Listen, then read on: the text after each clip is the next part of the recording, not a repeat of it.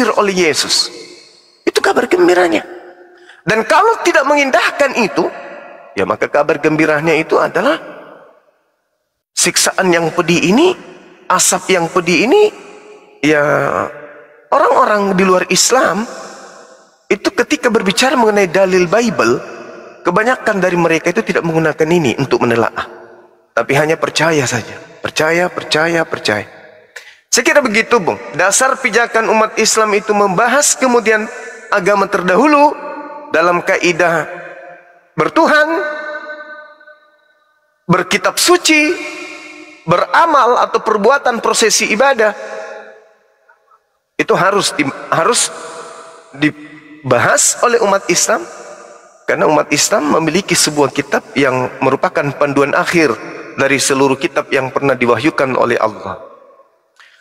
Jadi kesimpulannya, tidak layaklah kemudian Orde Baru membahas reformasi, tapi yang layak adalah reformasi membahas Orde Baru dan membahas Orde Lama. Seperti itu adanya. Jadi Islam dengan Al-Quran, Kristen dengan Bible, Yudaism dengan kitab Tanak. Yang mana yang bisa mengkritisi? Islam ke Kristen atau Kristen ke Islam? Maka sejatinya yang mengkritisi itu adalah yang datang terakhir untuk memperbaiki yang sudah pernah ada. Selayaknya reformasi memperbaiki Orde Baru, dan Orde Baru tadinya memperbaiki Orde Lama. Inilah yang terjadi sekarang ini. Nah, jadi sejatinya kalau umat Kristen sudah bisa meloloskan kemudian dalil-dalil dalam Bible untuk ditelaah, untuk lolos dalam telaah pikiran atau akal kita, barulah kemudian layak untuk membahas Islam. Saya kira begitu, Bung. Terima kasih. Ya, baik. Mungkin Bang Victor bisa menjelaskan tentang kekristenan. Pijakan apa dasar pijakan Anda tentang kekristenan? John Wick, Muslim Bapak Kristen John Wick? Saya Kristen. Baik, silakan kalau Anda mau bernarasi apa pijakan Kristen tentang ketuhanan ini. Maksudnya gimana? Pijakan Anda, dasar Anda menuhankan Yesus itu apa dasarnya, Bang? Silakan. Oh, oke. Tapi penjelasannya panjang sih. Nggak apa-apa, jelasin aja. Nanti mungkin Guruda bisa membantah nanti, bisa meluruskan. Silakan. Iya. Selamat malam ya semuanya. Saya juga sering lihat debatnya Bang Zuma nih di medsos. Salam Ya, kenal, Bang. Salam Makasih, kenal. sama-sama. Walaupun kita beda iman, tapi kita tetap saudara sebangsa setanah air, betul, ya. betul. Iya. Siap. Jadi gini, dasar saya pribadi, kalau saya secara pribadi, saya tadinya juga bukan Kristen, dari agama lain, tapi bukan Islam. Saya dari agama lain yang bukan Islam juga, tapi bukan Kristen. Saya juga sering berdebat dengan pendeta ya zaman dulu itu, dengan memakai ayat-ayat Yohanes 17 ayat 3, terus Matius 7 ayat 21 sampai 23 sampai 24 gitu. Jadi sering banget. Jadi pada intinya gini, kenapa saya percaya bahwa Yesus Tuhan? Karena saya percaya bahwa Tuhannya Abraham, Ishak dan Yakub itu, Tuhannya Musa, Tuhan yang menciptakan langit dan bumi itu 2000 tahun yang lalu turun ke dunia menjadi manusia, yaitu Yesus Kristus, dalam misi untuk penebusan dosa, karena manusia pertama telah kehilangan kemuliaan Allah karena telah jatuh ke dalam dosa. Karena sebenarnya dosa itu apa sih? Dosa itu kan pelanggaran terhadap firman-Nya. Ketika Tuhan berkata jangan buat A, dia buat A, nah itu pelanggaran, nah itu dosa. Seperti Tuhan berkata jangan makan, kalau di Alkitab kan dikatakan jangan makan buah pengetahuan yang baik dan jahat. Bila mana engkau makannya, maka engkau akan mati. Mati di sini artinya mati secara rohani, jiwa, dan yang terakhir adalah mati secara tubuh. Nah, kalau di Islam kan diajarkan jangan makan buah koldi. Nah, akhirnya karena dia melanggar, yaitu Adam, manusia pertama, akhirnya dibuang kan. Jadi sebenarnya dosanya Adam kan bukan yang membunuh, bukan berzina, bukan mencuri, ya kan gitu. Tapi dosanya cuma makan doang gitu loh. Kenapa makan doang bisa jadi dosa? Karena di hadapan Allah yang Maha Suci itu, atau Tuhan yang Maha Suci itu adalah ketika Tuhan mengatakan A, manusia ciptakannya melakukannya sebaliknya, yaitu dosa, pelanggaran yang namanya tidak taat. Maka dari itu kenapa? Karena semua Bang manusia. John, bisa langsung ke poinnya Bang John biar cepat diskusinya. Oh iya, poinnya kurang lebih itu. Nah jadi ya makanya kenapa saya menuhankan Tuhan, bukan menuhankan, tapi memang di dalam iman saya bahwa Yesus Kristus itu adalah Yahweh atau Yehova itu, atau Allah yang Esa itu, tapi juga Ehad. Ehad artinya suatu kesatuan gitu, karena matematikanya Tuhan sama matematikanya kita manusia berbeda gitu. Nah jadi ya kurang lebih sih seperti itu sih. Baik, mungkin Gurunda mau membantah, silakan Gurunda. Iya, baik. Jadi kalau kita berbicara mengenai konsep Tuhan, Tuhan itu jelas adalah entitas absolut, entitas tunggal yang absolut. Tunggalnya Tuhan di sini bukan satu, tetapi esa. Dia tidak bisa dibagi dua. Kalau satu masih bisa bagi dua, bagi tiga, bagi empat, bagi lima, dan seterusnya. Sedangkan Tuhan itu tunggal, dia tidak berbilang. Dia tidak bisa dibagi dua, dia tidak bisa dibagi tiga. Sesuatu yang bisa dibagi, berarti dia bukan tunggal, karena bisa menjadi pribadi-pribadi yang lain. Itu bukan tunggal itu. Nah, sedangkan manusia, pada sisi yang berbeda, manusia itu sebagai ciptaan menempati ruang dan menempuh perjalanan waktu. Jadi ketika Anda mengatakan 2000 tahun yang lalu Tuhan berubah menjadi manusia, tentu itu tidak masuk akal. Nah, kalau sudah tidak masuk akal dan itu adalah konsep, maka Tuhan itu tidak maha mengetahui. Kenapa tidak maha mengetahui? Karena Tuhan menciptakan manusia tidak mengetahui bahwa akal yang dia ciptakan berupa objek pada diri manusia itu ternyata tidak mampu menelaah dirinya. Itu satu. Kalau kemudian Tuhan itu tidak masuk dalam logika manusia, berarti Tuhan tidak berhasil menciptakan manusia sebagai pemimpin. Karena manusia tidak mampu kemudian dengan kemampuan dirinya sampai kepada eksistensi keberadaan Tuhan. Nah, itu kalau yang Anda usung tadi, maka Tuhan Anda tidak maha mengetahui. Coba, pasti Anda akan ingin mengatakan manusia tidak akan sampai, logika manusia tidak akan sampai melogikakan Tuhan. Kenapa? Karena Anda yang membuat karikatur sendiri tentang Tuhan. Sementara Tuhan menerangkan dirinya dalam Al-Quran maupun dalam kitabnya orang Yahudi, laisa kamitslihi syai', lam yalid wa lam yulad. Jelas itu. Bilangan 23 nomor 19, bukan manusia dan bukan anak manusia. Lam yalid wa lam yulad. Laisa kamitslihi syai', 2 Samuel 7 nomor 22. Tuhan maha tinggi, tidak sama seperti apapun. Tidak ada yang serupa dengan Tuhan. Nah, lalu Anda kemudian mengatakan 2000 tahun lalu Tuhan datang nuzul menjadi manusia. Berarti Tuhan datang dalam bentuk ciptaan. Ini sudah tidak masuk akal. Sudah nggak masuk akal. Kalau Tuhan tidak masuk akal, di mana akal ini adalah sesuatu yang Tuhan ciptakan sebagai bahan mutlak dimiliki oleh manusia untuk mengetahui dirinya, maka Tuhan yang Anda sembah itu tidak maha mengetahui. Gagal dia. Gagal. Nah, inilah yang dikatakan oleh kitab saudara dalam Yohanes 1 nomor 18, tidak ada satupun manusia yang pernah melihat Tuhan. Bahkan Yesus Matius 5 nomor 37, Tuhan yang mengutus aku, kamu tidak pernah melihatnya dan suaranya pun tidak bisa kau dengarkan. Bahkan Paulus sendiri dalam 1 Timotius 6 nomor 16, dialah satu-satunya yang tidak pernah tersentuh oleh kematian, bersemayam dalam terang. Tak ada seorang pun yang pernah melihatnya, dan tak akan pernah ada manusia yang pernah melihatnya. Baginya hidup yang kekal. Nah, sedangkan Yesus tidak bisa masuk kaidah itu. Berarti Yesus itu bukan Tuhan. Dengan kata lain, Anda mengatakan Tuhan Anda turun ke bumi menjadi bukan Tuhan, lalu mati untuk menjadi Tuhan kembali.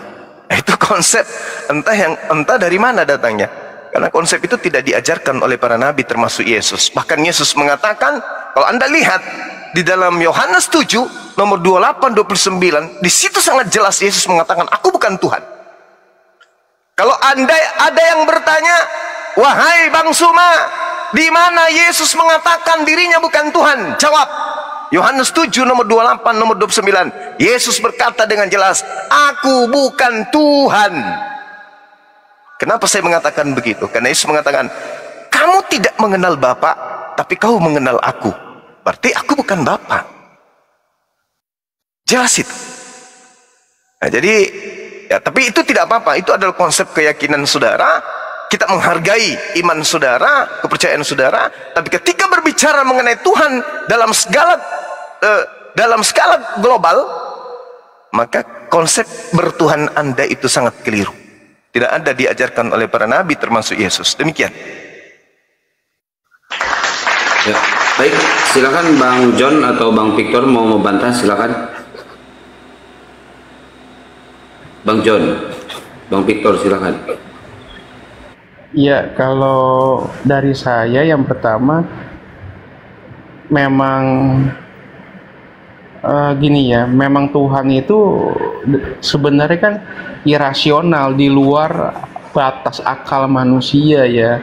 Yang pertama, tapi yang tadi ayat-ayat yang Bang Zuma bilang itu memang benar, itu ada di Alkitab. Memang sebenarnya memang Alkitab itu juga untuk dimengerti makna yang sesungguhnya itu memang harus secara roh, karena apalagi perjanjian baru itu beda, perjanjian lama sama perjanjian baru itu sangat berbeda.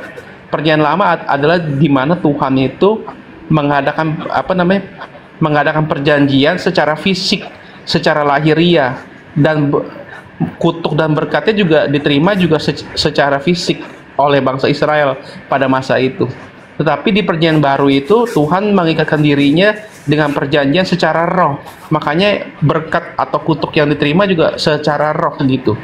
Jadi sebenarnya itu yang tadi yang Bang Zuma bilang saya kurang gitu ingat, tapi yang pasti tadi saya ada ingat mengenai yang ayat-ayat tersebut seolah-olah kontradiksi dengan sisi ketuhanannya Yesus Kristus memang. Tapi gini, tapi kalau mau lihat ketuhanannya Yesus Kristus itu lebih jelasnya itu di dalam kitab Wahyu itu lebih jelas, Bang. Karena di kitab Wahyu pasal 1 ayat 8 itu dikatakan yang waktu Yesus Kristus menampakkan diri kepada Rasul Yohanes itu memang itu, nah itu benar-benar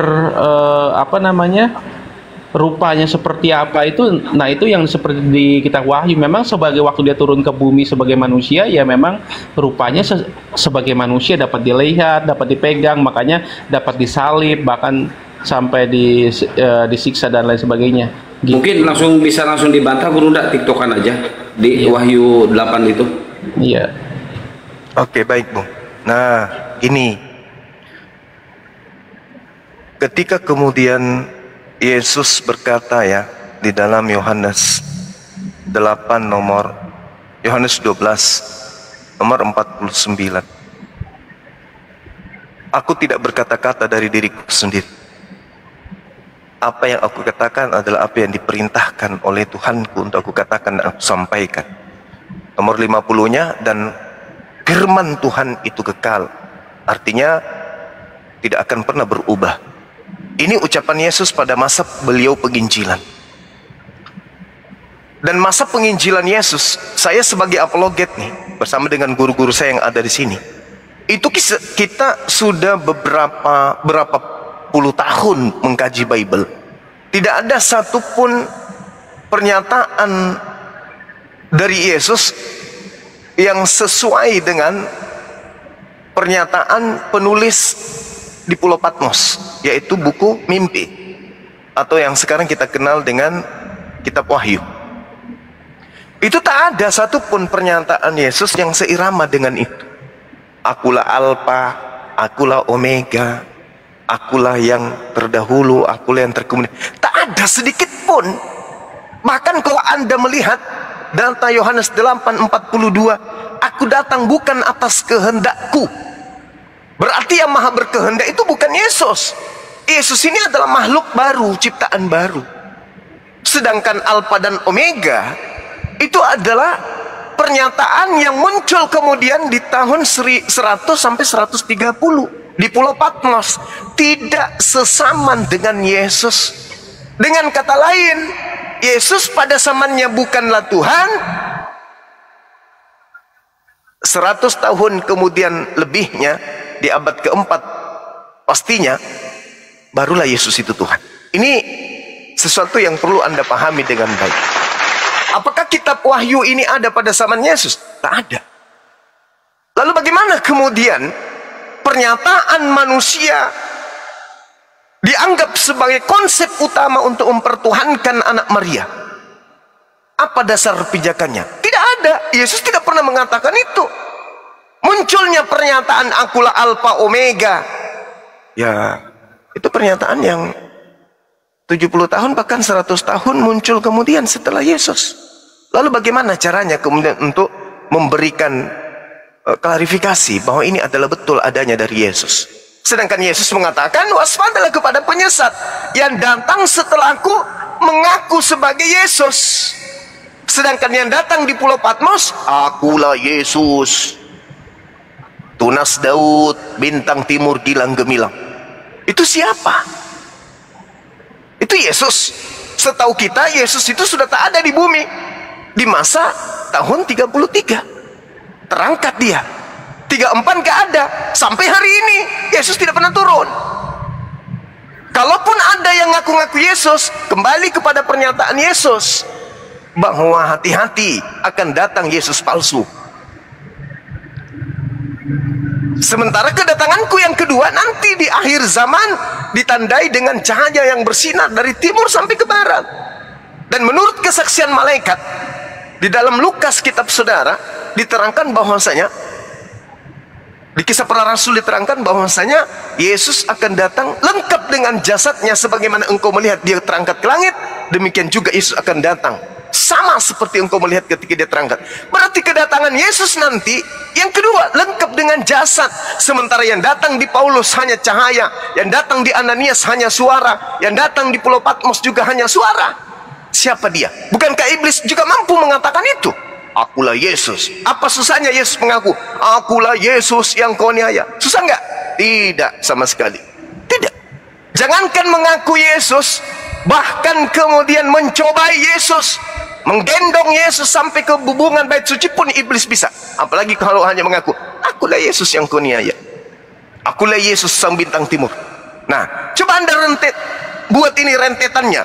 Yesus datang tidak mengajarkan dirinya Alfa dan Omega. Begitu dia terangkat meninggalkan dunia, muncul makhluk mengaku Yesus dan mengatakan akulah Alfa dan Omega. Kira-kira siapa makhluk ini? Nah, kalau di Al-Quran kami patokannya jelas. Fawailul lilladzina yaktubuna al-kitaba biaidihim thumma yaquluna hadza min indillah. Jelas itu. Celakalah orang yang menulis sebuah buku dan mengatakan ini dari Allah, padahal itu adalah ucapan mereka sendiri, tulisan tangan mereka sendiri. Nah, sekarang kalau Anda mengatakan kitab Wahyu itu adalah bukan tulisan tangan sendiri, tapi itu adalah firman Tuhan, boleh tidak Anda memberikan rantai kemudian pemberitaan dari Yesus di masa 30 tahun, di usia 30 tahun sampai 33, sampai kepada penulisan Wahyu antara tahun 90 sampai tahun 130. Bisa enggak? Kalau tidak berarti Al-Quran betul. Famailul lilladzina yaktubuna al-kitaba bi'aidihim. Celakalah mereka yang menulis kitab dengan tangan mereka sendiri. Nah, kalau penulis Wahyu tidak sendiri menuliskan, berarti ada klarifikasi, ada legitimasi, ada pernyataan, ada penunjukan langsung dari Yesus. Benarkah itu ada? Silakan saudara buktikan. Oke, Bang. Aduh, pertanyaannya banyak nih. Saya jawab satu-satu dulu ya. Silakan. Yang pertama gini, oke. Tadi kan Bang Cuma bilang nggak ada yang statement di kitab Wahyu yang waktu Yesus Kristus menampakkan diri kepada Paulus waktu masih jadi Saulus, itu kan seolah-olah kontradiksi dengan pernyataannya di keempat kitab utama, di keempat kitab Injil, yaitu Matius, Markus, Lukas, Yohanes, ya kan.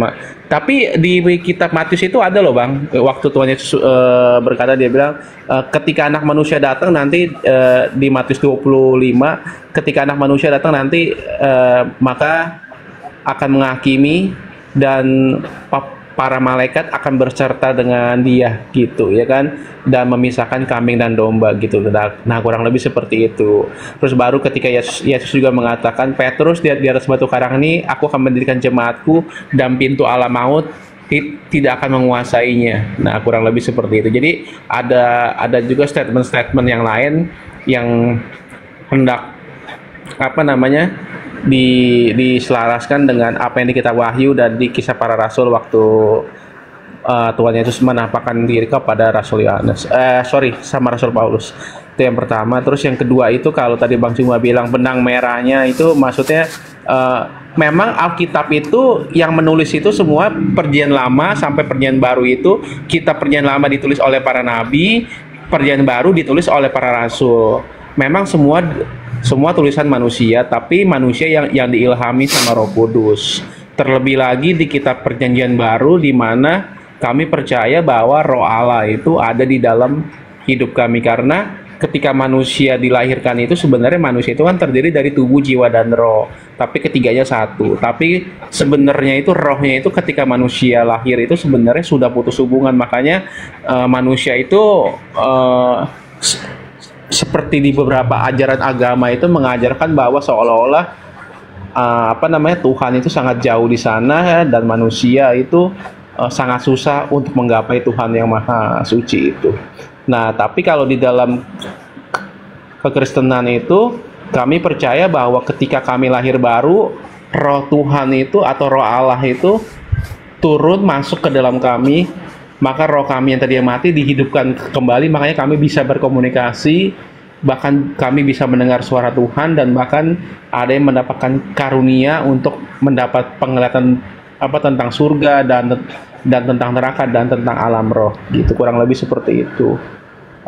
Terus tadi ada pertanyaan lagi yang apa lagi ya tadi ya, saya lupa sih. Ya kurang lebih seperti itulah. Tapi pada intinya gini sih, pada intinya memang Alkitab itu memang agak sukar dipahami kalau hanya dibaca dengan sebatas logika kita,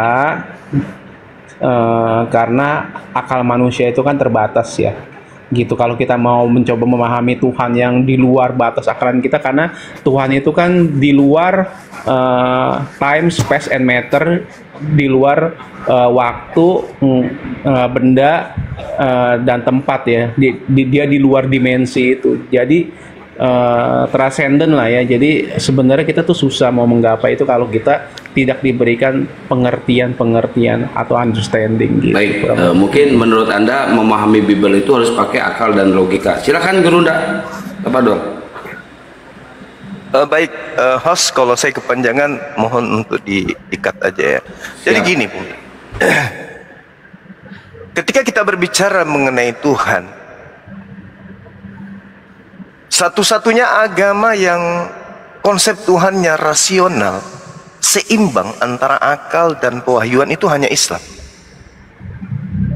Al-Quran mengatakan bahwasanya sesungguhnya dengan adanya siang dan malam, penciptaan malam dan siang, itu bukti keberadaan Tuhan. Jadi pencipta alam semesta ketika dikatakan laisa kamitslihi syai', tidak serupa dengan apapun, 2 Samuel 7 nomor 22, tidak sama seperti apapun. Yesus mengatakan kamu tidak pernah melihatnya. Paulus mengatakan tak ada seorang pun yang pernah melihatnya. Maka bagaimana kemudian Tuhan itu bisa menyatakan dirinya? Kalau di Al-Quran jelas Allah menyatakan diri pada diri manusia, pada alam semesta ini. Makanya dikatakan dalam Al-Quran, wa nahnu akrabu ilaihi min hablil warid. Bahkan aku, kata Allah, lebih dekat kepada manusia dari urat leher mereka sendiri. Jadi ketika kita berbicara mengenai keberadaan Tuhan, Tuhan kita ini menciptakan dua alam. Alam semesta dan alam diri kita ini, alam kecil. Itulah cara Allah memberikan bukti kehadiran dirinya. Allah menciptakan alam semesta, alam jagat raya ini sebagai tempat tergantungnya gugusan bintang-bintang. Sedangkan alam kedua adalah tubuh kita ini, alam kecil. Jadi Tuhan menyatakan eksistensi keberadaannya, kehadirannya kepada kita manusia dengan cara Tuhan menciptakan alam semesta. Bukti Tuhan itu hadir adanya alam semesta. Siang dan malam, hujan, terik, tumbuhan, binatang, manusia, malaikat, daratan, lautan, awan. Itu bukti bahwa Tuhan itu hadir. Tuhan itu ada menyertai kita. Kita bisa berbicara, kita bisa mendengarkan, kita bisa tidur, kita bisa makan, kita bisa merasakan apapun. Bukti kehadiran Tuhan. Kalau tidak ada Tuhan, kita juga tak ada. Bukti adanya Tuhan, ya kita ini ada. Kita ini siapa? Tangan ini bukan punya kita, mulut bukan punya kita, mata bukan punya kita, kuping bukan punya kita, tubuh seluruhnya bukan punya kita. Ini cuma pinjaman dari Tuhan. Apa yang kita punya? Tak ada. Bahkan isi kepala yang kita katakan, kita klaim ini punya kita, kita nggak tahu apa yang ada di dalam. Apa yang ada dalam rongga perut, rongga dada kita, kita tidak tahu. Tapi kita mengklaim ini adalah punya kita. Padahal kita pun tidak tahu. Menjadi laki-laki, menjadi perempuan pada saat dilahirkan, kita tidak pernah kemudian mengatakan, Tuhan, ciptakan aku dalam bentuk laki-laki, perempuan. Tak pernah. Seketika kita ada, kun fayakun. Artinya, kita ini milik Sang Pencipta. Dengan demikian, membuktikan kehadiran Tuhan, ya adanya kita. Inilah yang dikatakan bahwasanya Tuhan ciptakan dua alam sebagai pertanda kehadiran dirinya. Alam jagat raya dan alam kecil yang adalah tubuh manusia. Jadi tidak perlu Tuhan itu datang bagi orang yang berakal. Tuhan datang jadi bayi. Oh, Tuhan itu ada. Tidak kayak begitu, Bung. Ketika Tuhan menjadi manusia, berarti Tuhan menjadi ciptaan. Apakah itu tidak masuk? Apakah itu masuk akal? Tidak masuk akal. Maka alasan Kristen, memang kami punya Tuhan tidak bisa dilogikakan. Berarti Tuhanmu tidak maha mengetahui. Tuhan itu harus dilogikakan, harus masuk logika kita. Nah, logikanya di mana? Allah mengatakan walaqad khalaqnal insan wa na'lamu ma tuwaswisu bihi nafsu. Itu kata Allah. Bahwa aku menciptakan manusia dan sungguh kami menciptakan manusia dan mengetahui apa yang dibisikkan oleh hati mereka. Berarti Tuhan tahu apa yang ada dalam benak kita. Berarti Tuhan itu dekat.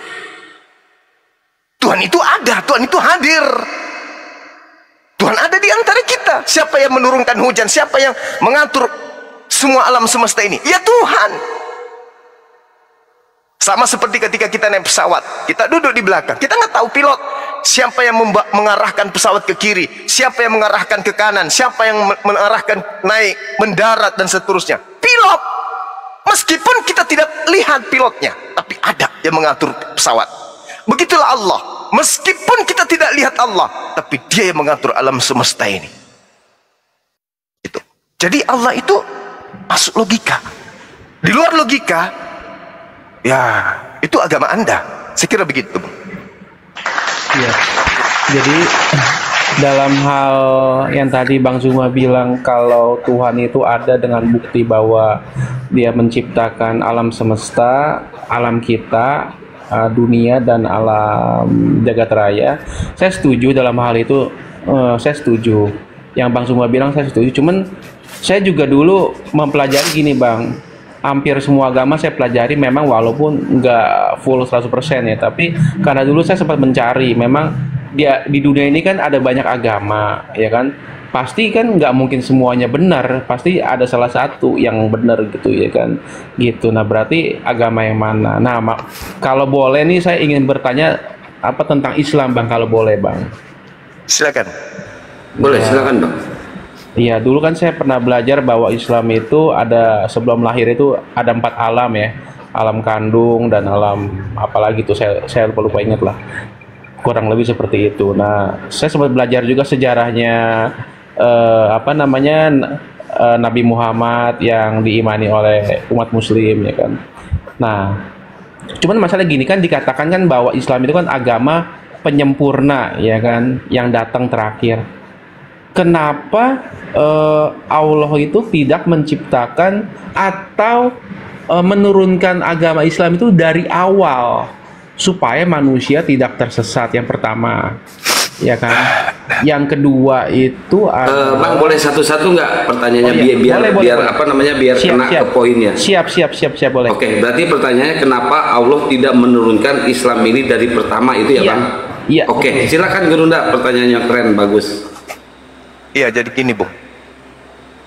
Kalau kita melihat di dalam Al-Quran, surah Al-Ma'idah,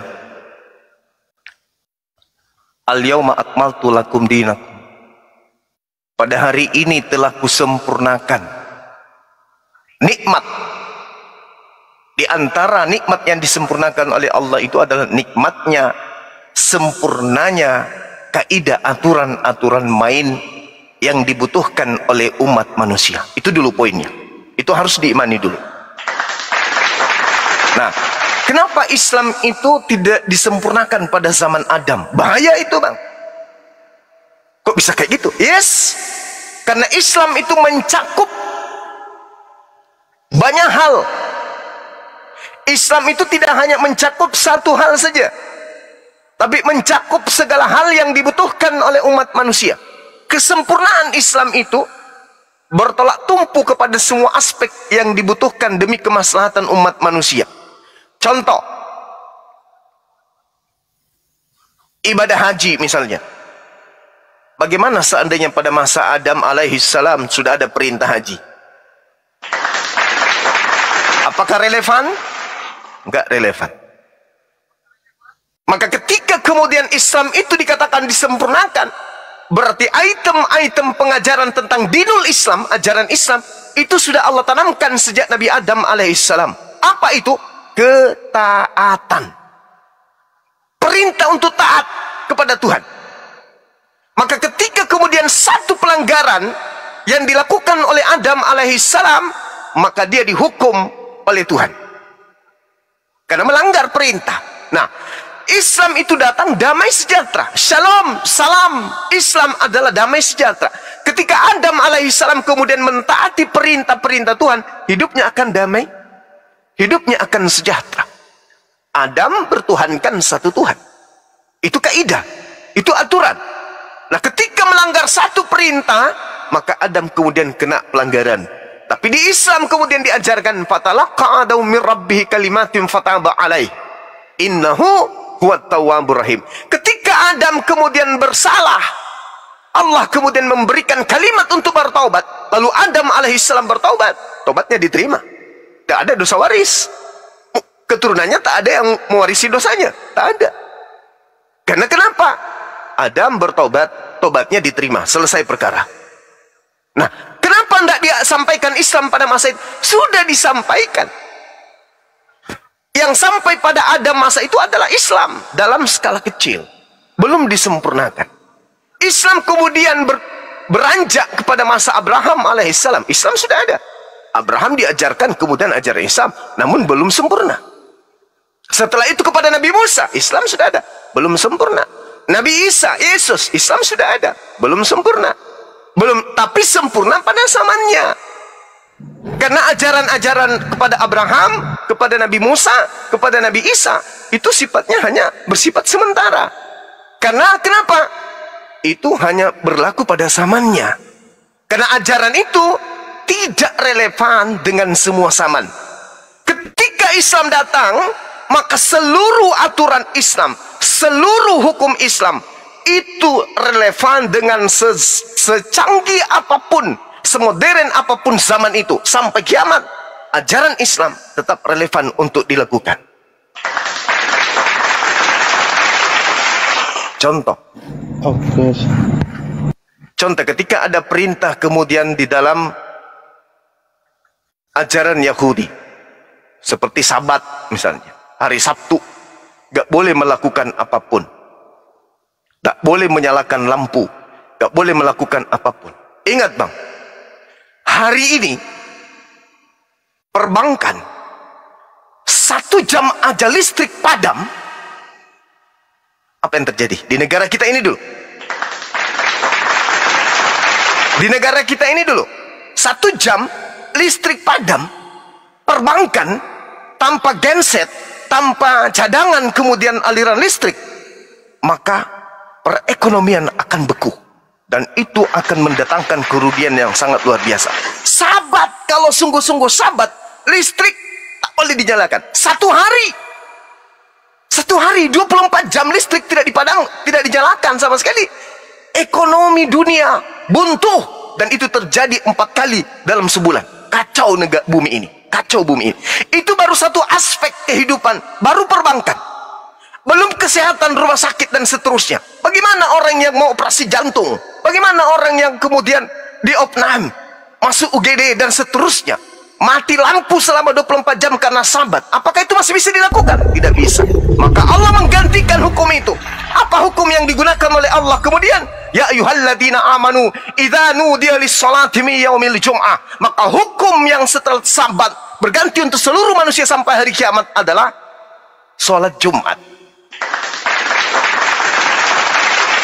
Maka Allah mendatangkan hukum yang selaras kemudian dengan kehidupan kemaslahatan hidup manusia.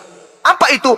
Kesempurnaan ajaran Allah yang datang kepada Nabi Adam alaihissalam berujung pada datangnya Nabi Muhammad sallallahu alaihi wasallam. Itu Bung. Itu jawaban sederhana saya. Silakan. Ya, baik. Bisa dimengerti Bang John pertanyaannya. Bang Pri, sebentar kita sama Bang John dulu, nanti ke Bang Pri dan Bang Victor. Silakan Bang John. Iya, jawabannya sih masuk akal sih yang mengenai yang hari Sabat itu. Memang itu juga sama seperti umat Hindu di Bali kan, sama kurang lebih jadi hari Nyepi. Ya itu masuk akal sih. Tapi nah terus begini, ada yang saya mau tanyakan lagi. Jadi kan begini ya. Tapi kan kalau dikatakan Islam diturunkannya di terakhir, baru kan dari awal kejadian kan, dari awal kisah permulaan dunia itu dari keturunan Adam terus. Nah itu kan banyak orang tidak mengenal, katakanlah tidak mengenal Allah atau Allah yang tauhid itu ya kan, sehingga banyak orang yang menjadi kafir ya kan, boleh dikatakan seperti itu. Lalu mereka kalau dikatakan di ajaran agama Islam kan masuk neraka. Berarti apakah itu tidak seperti pembiaran gitu? Jadi pembiaran, jadi banyak orang nanti jadi masuk neraka atau jadi tersesat atau bagaimana? Kira-kira gimana Bang? Ya. Coba Anda bayangkan, Bu.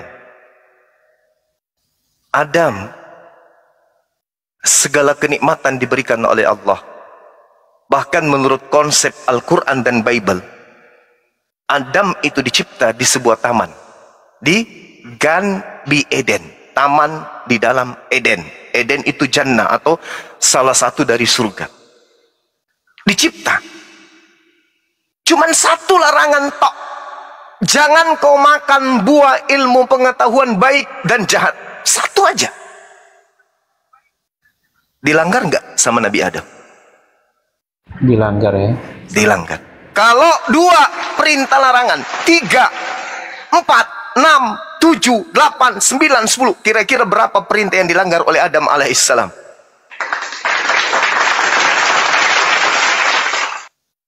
Bisa dihitung kalau ajaran Al-Quran dibawa pada masa Adam alaihissalam, maka Adam tak layak masuk surga. Karena akan penuh dengan pelanggaran-pelanggaran.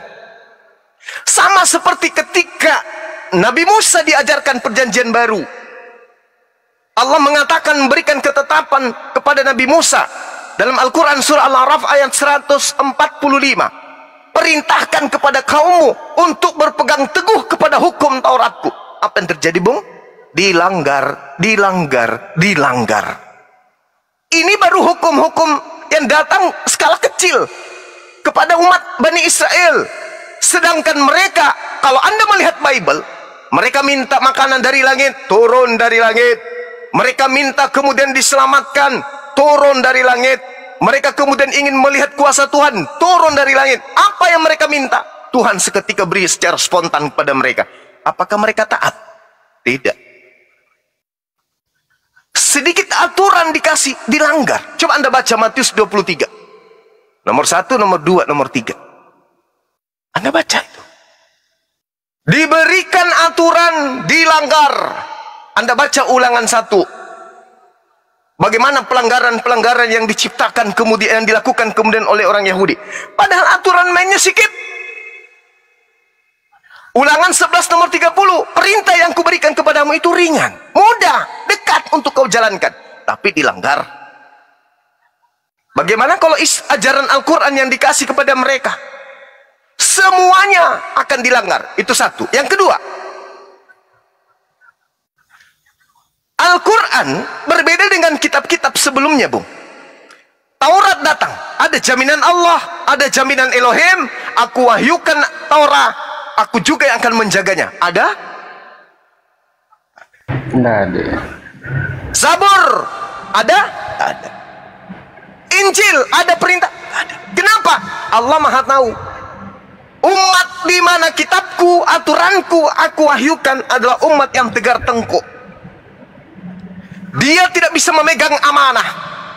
Sehingga hukum yang datang kepada mereka, ketika hukum ini diberlakukan untuk seluruh umat manusia sampai hari kiamat nanti, maka semua manusia akan tersesat. Dikenakan apa? Karena kitabku, firmanku sudah dirubah-rubah oleh mereka. Maka aturan mainku yang berguna untuk manusia seluruhnya sampai hari kiamat harus kuamanahkan kepada bangsa yang bisa memegang amanah, yaitu Bani Yishmael.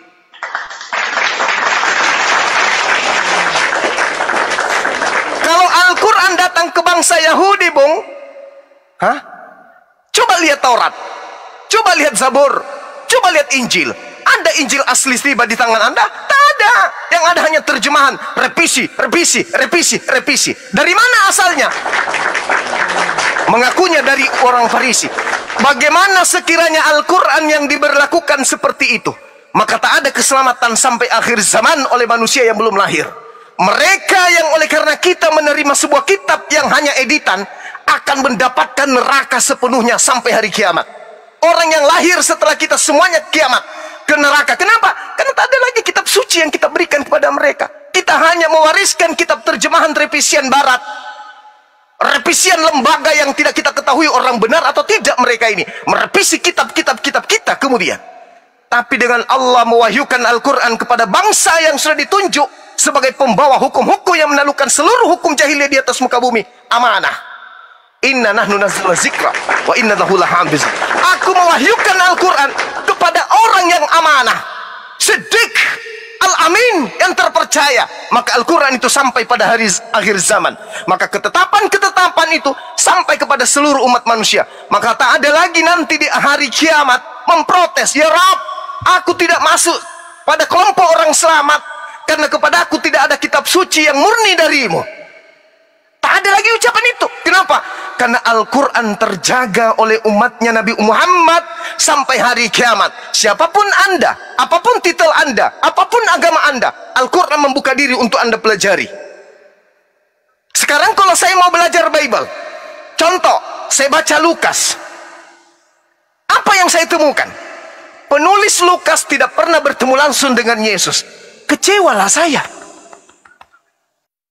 Bagaimana mungkin saya ingin beriman kepada sebuah buku di mana buku ini tidak memiliki legitimasi daripada orang yang saya jadikan sebagai acuan.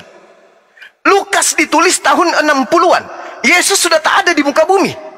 Yang menuliskan hanya hasil dari penyelidikan. Tidak ada kemudian rekomendasi dari Yesus terhadap kitab ini. Tidak ada legitimasi dari Yesus. Tidak ada pengesahan dari Yesus. Tidak ada ucapan sedikit pun dari Yesus tentang buku ini. Buku ini yang ingin saya bawa mati. Itu. Buku ini yang ingin saya bawa ke alam kubur. Tidak mau saya. Karena saya orang berakal.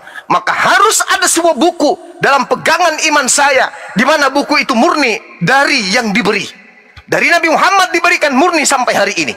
Dan buku itu berfungsi disebabkan karena akal dan buku ini satu panduan. Jadi Al-Quran harus datang kepada orang amanah.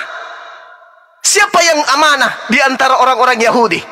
Sedangkan Yesus yang datang membangkitkan orang mati, membuat orang buta melihat, orang lumpuh berjalan, anggur dibuatnya air menjadi anggur, badai dibuatnya kemudian menjadi tenang, bahkan orang mati pun dihidupkan. Tapi apakah mereka sadar untuk menerima kenabian Nabi Yesus, Nabi Isa? Tidak. Mereka hanya menganggapnya lelucon. Jadi kalau Al-Quran datang kepada mereka pada zaman mereka, Al-Quran hanya dijadikan sebagai permainan saja. Jangankan Al-Quran, Tuhan datang melalui Nabi Musa, laut dibelah. Mereka beriman? Tidak. Tidak beriman. Coba Anda bayangkan, Bung, ya. Kekuasaan yang menduduki kemudian Yerusalem. Di masa pembuangan. Kemudian mereka masuk ke tanah Kanaan. Kemudian sampai kepada Palestina, Yerusalem. Mereka dijajah oleh Romawi. Ada di antara mereka yang berjuang untuk membebaskan Palestina, Yerusalem, Israel? Tidak ada. Mereka masa bodoh. Mereka mencari kambing hitam. Sampai Yesus juga menjadi korban sebagai kambing hitam. Lebih baik Yesus mati daripada bangsa kita dirampas oleh orang Roma. Kenapa tidak berjuang? Kenapa nggak berjuang untuk membebaskan Palestina, Israel dari kungkungan penjajahan Romawi? Kenapa? Mereka masa bodoh. Nabi Musa aja disuruh berperang. Weh Musa, kau ajaklah Tuhanmu untuk berperang. Kami tunggu aja di sini. Setelah kamu menang, barulah kami masuk ke dalam tanah Kanaan. Itu tabiat mereka. Yesus datang, dijadikan kambing hitam. Ada mereka bersatu untuk mengusir Romawi? Tidak. Siapa yang datang mengusir Romawi? Membersihkan ajaran pagan dari Palestina. Kaumnya, umatnya Nabi Muhammad sallallahu alaihi wasallam. Ingat, Bu. Ingat. Menurut tradisi orang-orang Katolik, sebelum kemudian Indonesia merdeka, misionaris dari Jerman sudah menapaki kakinya di tanah Pertiwi ini. Belanda datang menjajah. Jerman sudah membawa agama Kristen masuk ke Pertiwi. Ada mereka berjuang untuk melawan Belanda? Mereka justru datang melalui kaki tangan Belanda masuk ke Nusantara ini. Jerman yang membawa agama Katolik di tanah Medan, tanah orang Batak, tidak ada perlawanan terhadap Belanda. Tapi umatnya lah Rasulullah Muhammad SAW yang kemudian berjuang mengusir penjajah. Jadi Palestina, Yerusalem, Israel bersih dari penjajah berkat umatnya Nabi Muhammad. Nusantara bersih dari penjajah berkat umatnya Nabi Muhammad SAW. Kenapa bisa demikian? Karena Al-Quran itu harus murni disampaikan sampai hari kiamat. Bagaimana dengan Taurat? Ada aslinya? Tunjukkan kepada saya. Bagaimana dengan Zabur? Ada aslinya? Tunjukkan kepada saya. Bagaimana dengan Injil? Ada aslinya? Tunjukkan kepada saya. Bagaimana dengan Al-Quran? Aslinya mana? Nih. Di dalam pikiran dan akal umat Islam seluruhnya. Itulah Al-Quran. Saya kira begitu, Bung. Kenapa Al-Quran itu datang bukan pada zaman dahulu? Kenapa Islam datang bukan pada zaman dahulu disempurnakan? Datang pada masa Nabi Muhammad SAW. Karena disitulah kemudian lahir manusia suci di atas muka bumi yang bernama Nabi Muhammad SAW yang dibuatkan oleh Yesus dan juga Nabi Musa di dalam Ulangan 18 nomor 18 sampai nomor 19 dan juga di dalam Yohanes 16 nomor 7 sampai nomor 15. Demikian. Masya Allah, jawaban dari Bunda sangat berkelas dan berilmu. Allahu Akbar. Mungkin Bang Victor mau menambahkan, Bang Victor? Baik, saya mau sedikit. Tadi saya dengar tentang pengetahuan cara beriman dari Islam ya, pengetahuan. Nah, saya tadi kan dengar tentang kabar baik ya, yang ada menurut Bang Juma itu kabar baik. Ternyata itu suatu hukuman atau apalah istilahnya itu, kabar baik itu. Nah, itu dari secara logika pengetahuan kita itu juga masuk akal ya. Kok kabar baik, kok bisa dia dapat hukum? Di mana ada kabar baik yang ternyata kita dapat hukuman, kan gitu. Ya, jadi menurut saya logikanya nggak masuk. Nah, yang kita percaya kabar baik itu justru yang datang dari Injil, bahwa dosaku sudah diampuni. Itu berita baik yang kita terima, yang itu yang jelas-jelas baik gitu. Secara logika masuk, ya kan, dosa kita diampuni, yang ditebus oleh Yesus. Itu benar-benar kabar baik yang masuk akal gitu. Justru yang tadi Bang Juma jelaskan itu justru tidak masuk akal ya. Baik, boleh dibantah sama Gurunda ya, Pak Victor? Boleh dijawab ya? Ya. Baik, silakan Gurunda.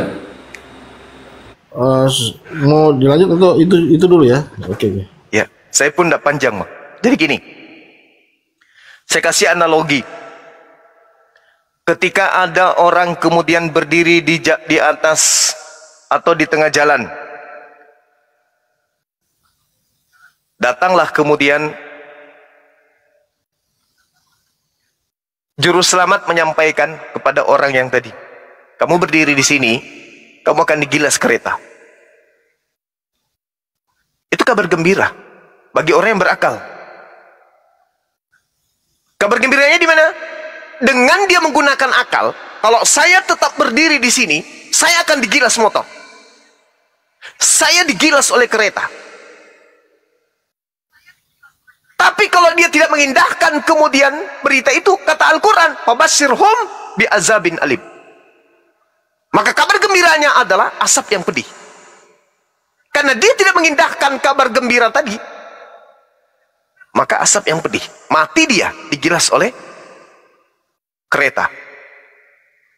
Dengan adanya pemberitahuan kepada mereka bahwa ketika Anda mengindahkan perintah pernyataan tersebut, maka Anda akan meninggalkan tempat itu dan akan Anda mendapatkan keselamatan. Contoh, Matius 7, nomor 22 sampai nomor 23.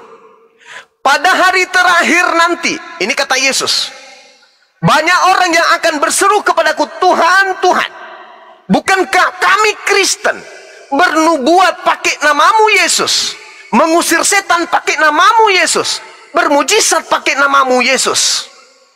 Nomor 23. Pada hari itulah, pada saat itulah aku Yesus akan berterus terang kepada mereka, enyahlah daripadaku, aku tidak mengenal kalian, kalian semua adalah pembuat kejahatan. Kalau saudara menggunakan akal,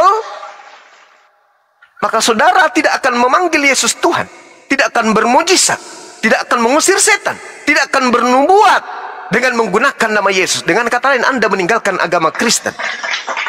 Itu kabar gembira. Tapi ketika Anda tetap mati dalam keadaan Kristen, bermujizat, bernubuat, memanggil nama Yesus, maka Anda akan mendapatkan azab yang pedih. Paham sampai di sana? Itulah Al-Quran menerangkan itu. Innalladzina yakfuruna bi ayatillah wa yaqtuluna nabi, dan seterusnya. Al-Quran menerangkan seperti itu. Fabashshirhum bi'azabin alim. Sampaikanlah kepada mereka kabar gembira, yaitu tentang azab yang pedih. Kalau Anda mengindahkan azab pedih ini, Anda pergi, tinggalkan itu. Innalladzina kafaru min ahlil kitabi wal musyrikina fi nari jahannam khalidina fiha abada. Sesungguhnya orang-orang kafir, kesimpulannya dikatakan, mereka akan masuk ke dalam neraka jahanam, kekal di dalamnya. Itu kabar gembira. Karena Anda dalam keadaan kafir, diberitakan kepada Anda, wahai kafir, ya, kalau Anda mati dalam kekafiran, Anda akan masuk ke dalam neraka, kekal di dalam neraka. Maka Anda meninggalkan kemudian kekafiran, berarti itu kabar gembira untuk Anda. Alhamdulillah, Bang Suma datang kepadaku sebagai juru selamatku, mengingatkan aku agar aku tidak mati dalam keadaan kafir. Kabar gembira.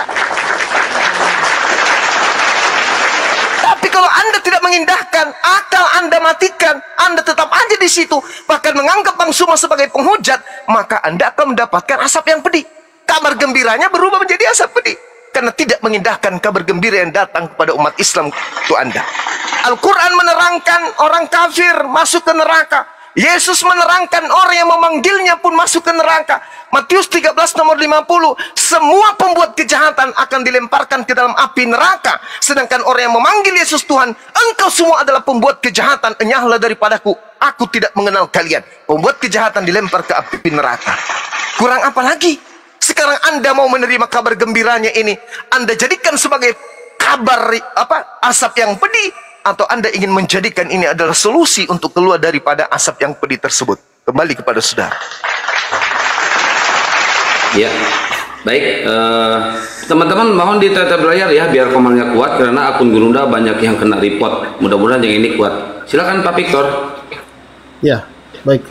Jadi kabar gembira itu mungkin lebih tepatnya suatu nasihat atau peringatan mungkin ya. Lebih tepatnya kalau menurut saya nasihat untuk biar tidak dihukum, kan begitu. Kalau kabar gembira, kalau menurut saya lebih tepatnya kabar gembiranya yaitu kita mendapat sesuatu yang tidak seharusnya kita dapat itu namanya kabar gembira. Kalau yang menurut saya secara logika saya gitu. Nah, kemudian soal Yesus Tuhan, ya ini kita lanjut lagi aja. Untuk Yesus Tuhan, menurut kita, kenapa kita menuhankan manusia atau apalah istilahnya. Nah, kita tidak pernah merasa menuhankan manusia sebagai orang Kristen, karena sebagai orang Kristen itu kita percaya bahwa Yesuslah memang dari awalnya dia adalah Tuhan, dia menjadi manusia, jadi tetap dia adalah Tuhan, bukan manusia yang dituhankan, begitu. Nah, kenapa dia di dalam Alkitab tidak pernah mau cari dalilnya bahwa Yesus mengaku dia Tuhan atau dialah Tuhan atau apalah istilahnya yang ditanyakan berulang-ulang oleh Bang Juma dan kawan-kawan, itu tidak akan ketemu memang, karena memang Tuhan itu datang ke dunia ini bukan untuk mengaku bahwa dia adalah Tuhan atau percayalah kepada aku, kan gitu. Dia tidak perlu datang untuk kita percaya kepada dia, tidak perlu dia datang sebagai manusia, begitu, sebagai Yesusnya ini, karena dia memang Tuhan. Dia tidak perlu kita sembah, dia Tuhan. Kita tidak perlu kita muliakan, dia tetap mulia, begitu. Itu yang saya pahami gitu. Jadi dalil-dalil apapun yang untuk biar orang Islam percaya bahwa Yesus itu Tuhan memang tidak ada dan tidak diperlukan untuk percaya kepada Yesus, begitu. Kita percaya kepada Yesus karena dia perbuatan dia di kayu salib itu, gitu. Jadi itulah yang saya cuma mau kasih tahu, bahwa nggak perlu ada kata Yesus Tuhan dan sembahlah dia, begitu. Semua orang Kristen pasti seperti itu. Ya, mungkin matinya Yesus di tiang salib itu kabar baik buat Kristen. Silakan Gurunda Juma. Jadi gini, Bung. Allah Subhanahu wa taala menjelaskan di dalam Al-Qur'anul Karim, A'udzubillahi minasyaitonirrajim. Wa makaru wa makarallah. Wallahu khairul makirin. Mereka orang-orang kafir membuat tipu daya, kemudian Allah membalas tipu daya mereka, dan sungguh Allah itu adalah sebaik-baiknya pembalas tipu daya. Jadi kalau ada orang menipu, lalu kemudian tipuannya dianggap berhasil, padahal ternyata tipuannya memakan dirinya sendiri, inilah saudara-saudara Kristen. Inilah yang terjadi pada saudara. Anda mencoba mengatakan Yesus itu adalah Tuhan. Dari aspek mana kira-kira? Sementara Yesus membantah dirinya Tuhan. Kenapa Yesus tidak mengajarkan dirinya Tuhan? Karena Yesus sadar, dia bukan orang gila. Dia sadar sesadar-sadarnya kalau dia adalah manusia. Kesaksiannya Yohanes 5 nomor 36. ada kesaksianku yang lebih penting dari kesaksian Yohanes Pembaptis, bahwa semua mukjizat yang aku lakukan, mukjizat itulah yang bersaksi tentang aku, bahwa Bapa Tuhan yang telah mengutus aku. Jelas itu, Bang. Itu kesaksian Yesus. Jadi kalau saya malam ini bersaksi di hadapan saudara, Yesus itu bukan Tuhan, apalah Bang Zuma ini? Siapalah Bang Zuma ini? Hanya manusia biasa, penginjil jalanan biasa. Sedangkan Yesus yang Anda jadikan Tuhan sendiri sudah bersaksi dengan nyata. Ada kesaksianku yang lebih penting dari kesaksian Yohanes Pembaptis, bahwa semua pekerjaan yang diperintahkan Bapa untuk aku kerjakan, pekerjaan itulah kemudian yang aku lakukan, dan pekerjaan itu yang bersaksi tentang aku, bahwa engkaulah yang telah mengutus aku. Engkau mengutus aku. Aku bukan Tuhan, aku utusan. Hidup kekal itu, Yohanes 17 nomor 3, adalah mereka mengenal engkau satu-satunya Tuhan yang benar. Satu-satunya Tuhan yang benar, engkau. Aku bukan Tuhan, aku harus kau kenal sebagai utusan Tuhan. Kalau Yesus pun bersaksi demikian, Anda menolaknya, lalu bagaimana mungkin Anda bisa percaya kepada Bang Zuma? Semua serahkan kepada Allah. Tapi saya ingin mengatakan begini, Bung. Dalam Yohanes 7 nomor 28-29, Yesus telah menerangkan. Kita baca sama-sama apa yang dikatakan oleh Yesus di sana. Engkau tidak mengenal Allah, engkau tidak mengenal Bapa, engkau tidak mengenal Tuhan. Engkau memang mengenal aku, tapi engkau tidak mengenal Bapakku. Dari pernyataan Yesus itu saja, kita sudah tahu bahwa Yesus ini sedang menyatakan kalau dirinya itu bukan Tuhan. Yohanes 7 nomor 28. Memang aku kamu kenal dan kamu tahu dari mana aku berasal, kata Yesus. Namun aku datang bukan atas kehendakku sendiri, tetapi aku diutus oleh Dia yang benar, yang tidak kamu kenal.